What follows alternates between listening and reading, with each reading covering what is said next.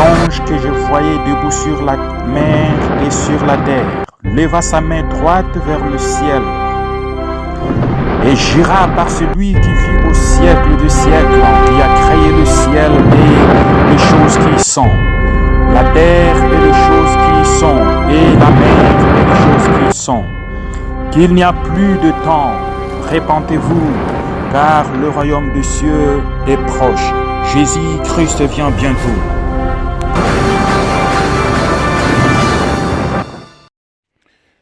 Hosanna, béni celui qui vient au nom du Seigneur Jésus, le roi d'Israël.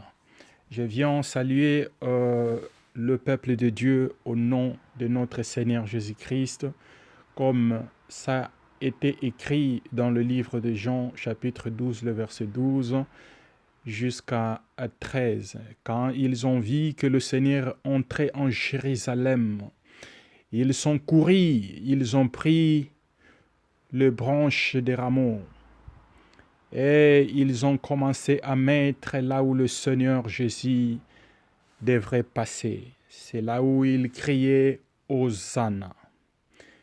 Béni soit celui qui vient au nom du Seigneur.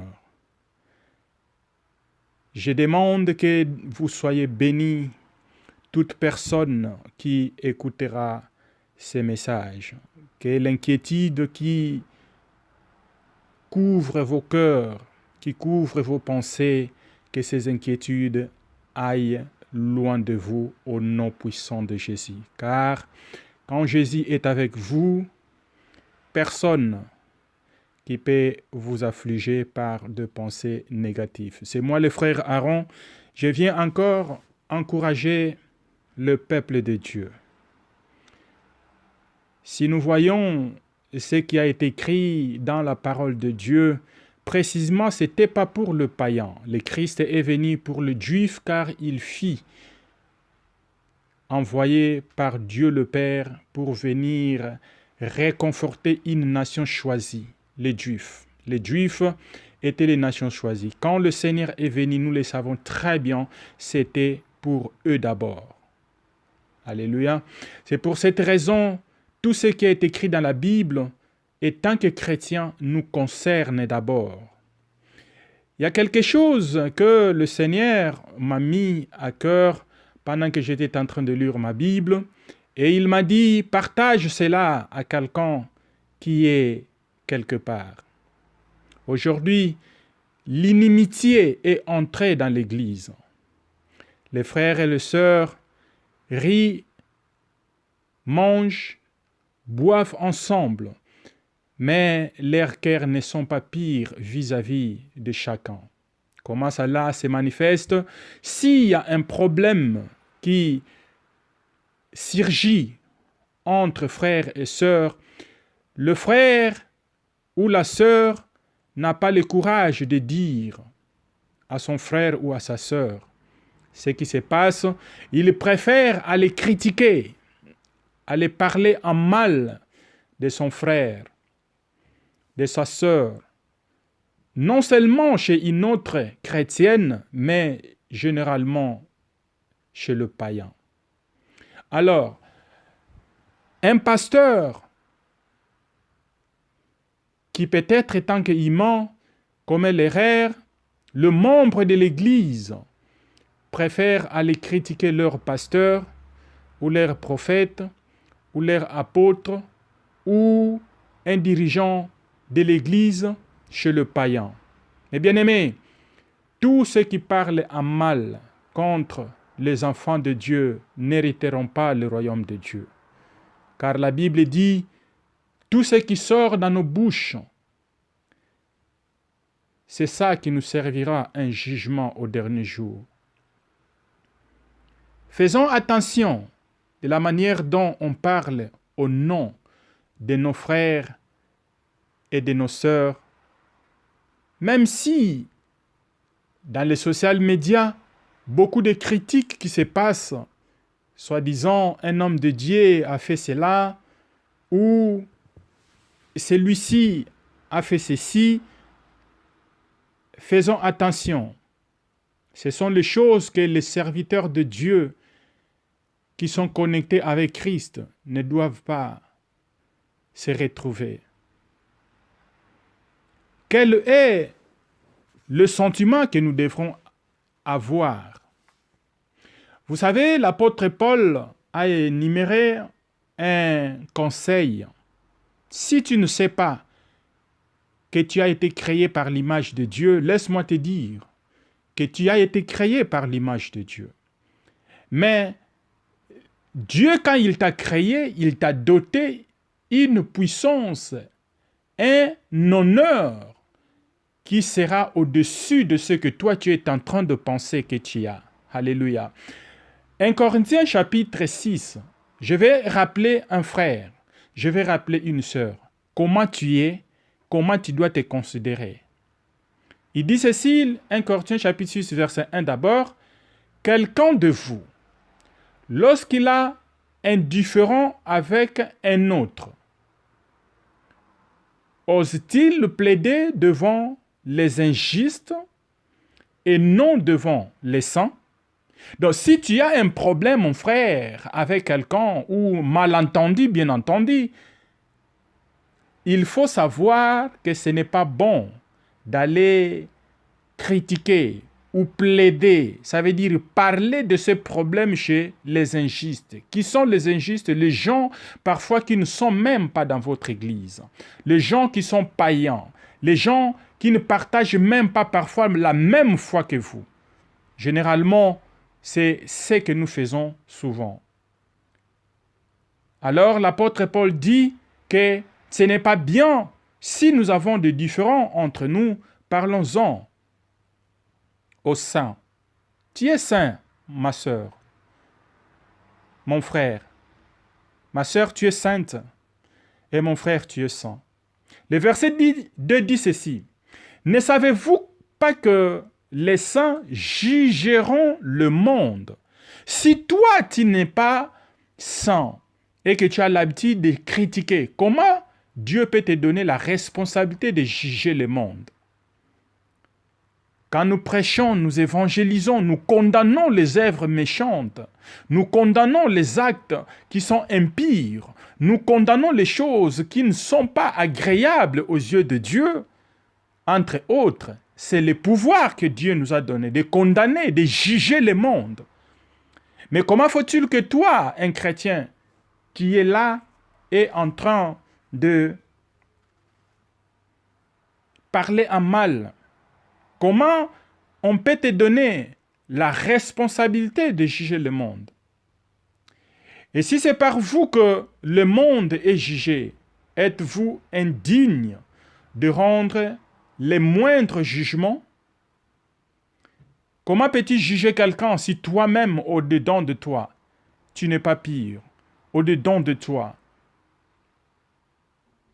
tu n'es pas agréable. C'est impossible. Le verset 3, écoute bien.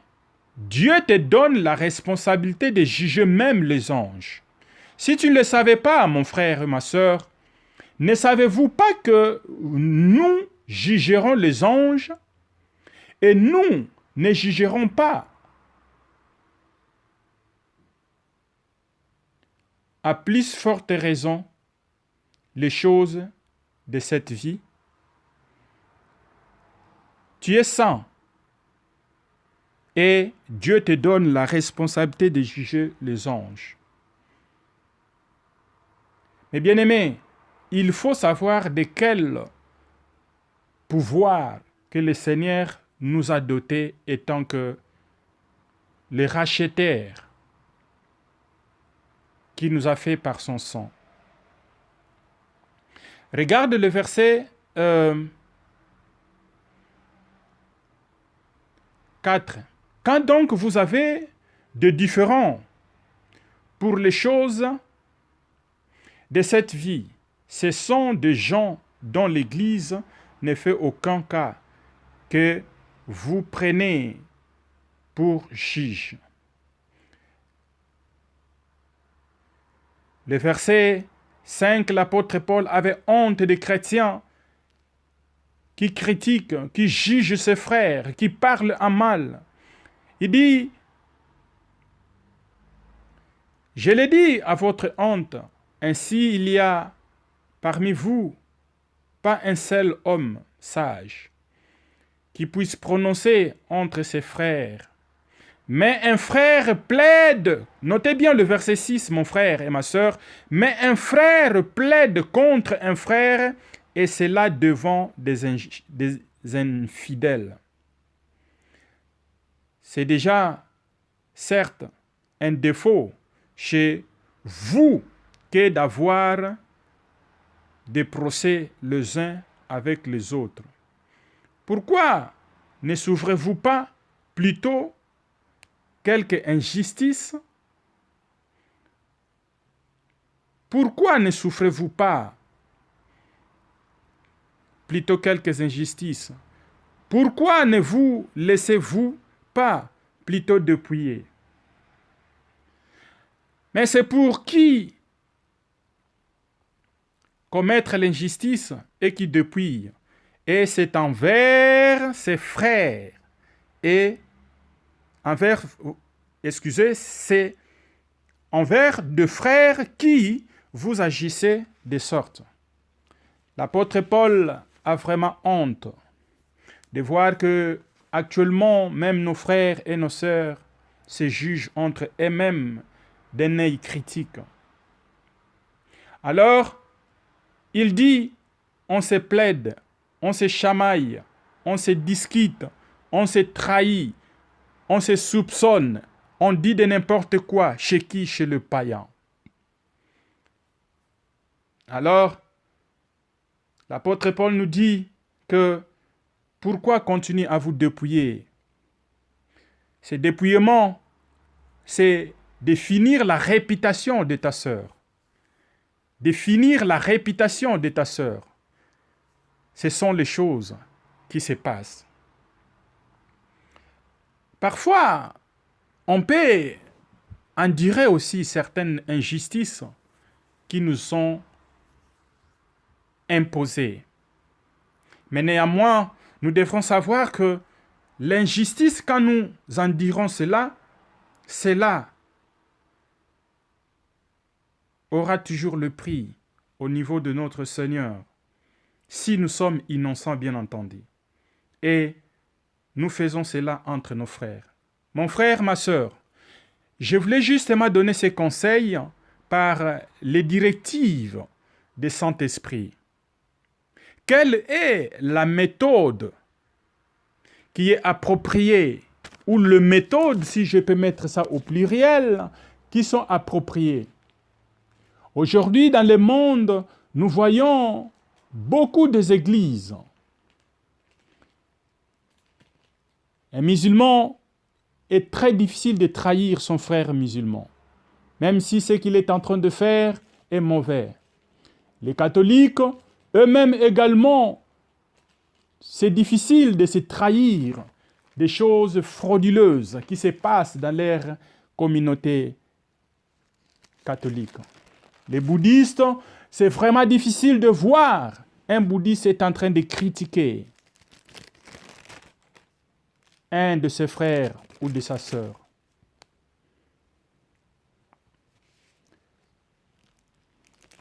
Beaucoup des églises.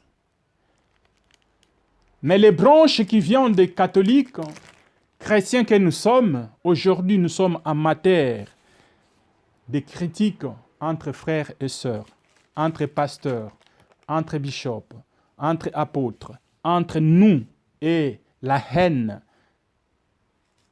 Mais qu'est-ce que la Bible dit?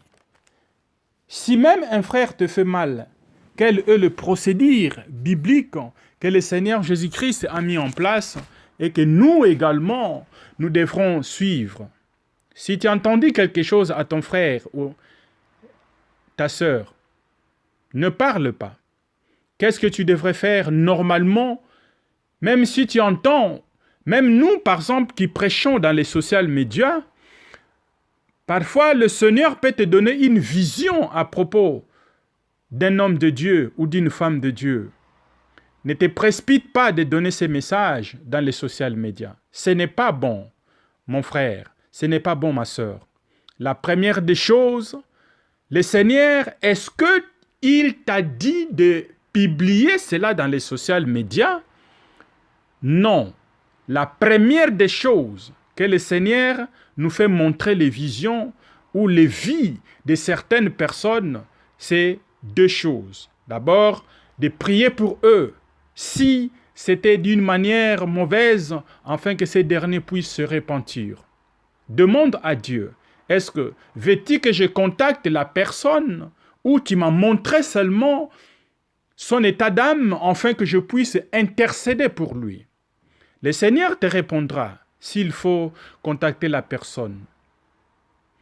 Et quel est le procédure qui est mis en place pour une bonne marche, le corps du Christ? Matthieu chapitre 18, le verset 15, il dit ceci.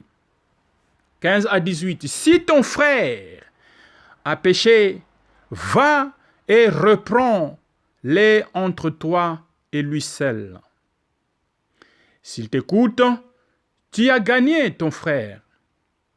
Mais s'il ne t'écoute pas, prends avec toi une ou deux personnes, afin que toute l'affaire se règle sur la déclaration de 2 ou de 3 témoins.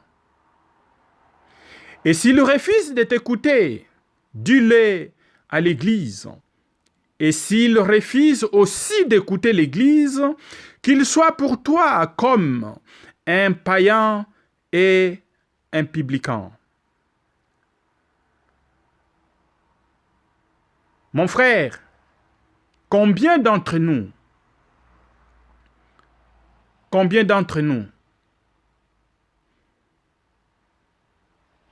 pratiquent ces conseils de notre Seigneur Jésus?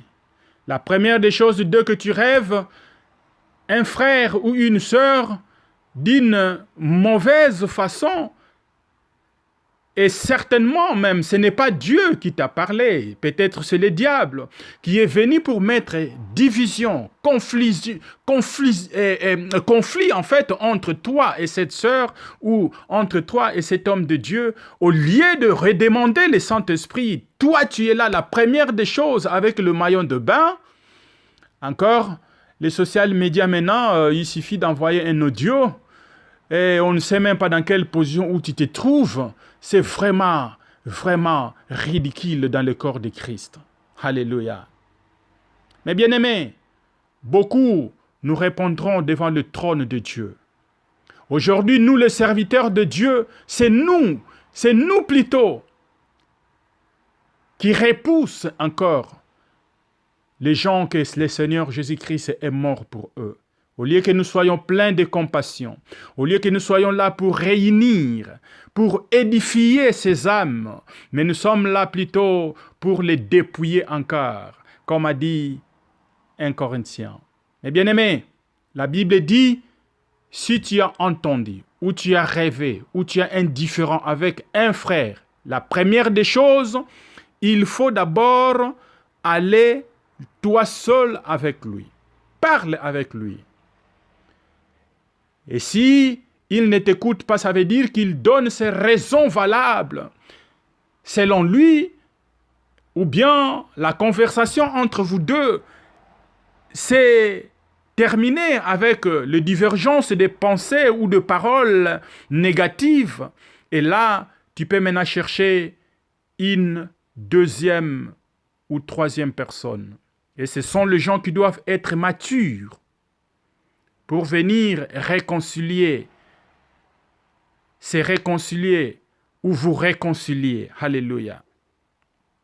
Et ces derniers, s'ils n'écoutent pas les 2 ou 3 témoins, c'est là où maintenant tu peux le parler, non dans les social médias, mais à son pasteur ou à l'église. Qui dit à l'église, ce n'est pas commencer à donner des commentaires à n'importe qui. Comme il est dans notre église, tu vas commencer à dénigrer Regarde ce qu'il m'a fait. D'abord, ce n'est pas la première fois. D'abord, ça, c'est la troisième fois. Tu es là à compter que le nombre de fois que peut-être notre sœur ou ton frère t'a offensé. Et toi, combien de fois tu offenses les gens qui sont tout autour de toi par ton comportement? Combien de fois tu offenses le Seigneur Jésus par ton comportement et tes agissements et ta bouche? Mais le Seigneur te pardonne toujours. Pourquoi compter le nombre de fois que ta sœur ou ton frère peut-être avait fait sortir quelque chose que tu n'as pas bien compris, bien sûr, mais tu comptes cela. Où est le pardon? Ce n'est pas à tout le monde qu'on doit parler. Quand la Bible parle de l'Église ici, il faut parler aux pasteurs, aux anciens de l'Église. Et si ces derniers n'écoutent non plus pas l'Église et qu'ils persévèrent dans son comportement, c'est là où on devrait lui ôter au milieu de l'Église. Mais bien aimés, ça ce sont des procédures que le Seigneur veut que nous puissions nous conduire, nous puissions mettre en application. Essayons d'éviter le bavardage. Essayons d'éviter les critiques. Je vous garantis que le Seigneur ne prend pas plaisir à ça. Et tout le monde qui critique son frère, qui parle en mal derrière le dos de son frère ou de sa sœur, n'hériteront pas le royaume de Dieu. Répentez-vous, le Seigneur Jésus-Christ vient bientôt. Mais bien aimés, sache-le bien, je le rappelle, que tu vas juger les anges. Tu vas juger ce monde ici. Et c'est dans ces comportements que tu jugeras ce monde. Et c'est dans ces comportements que tu auras le privilège de juger les anges. Revenons sur le droit chemin. Que la paix de notre Seigneur Jésus-Christ vous accompagne. Soyez bénis. C'est votre frère Aaron Ngongo. Shalom.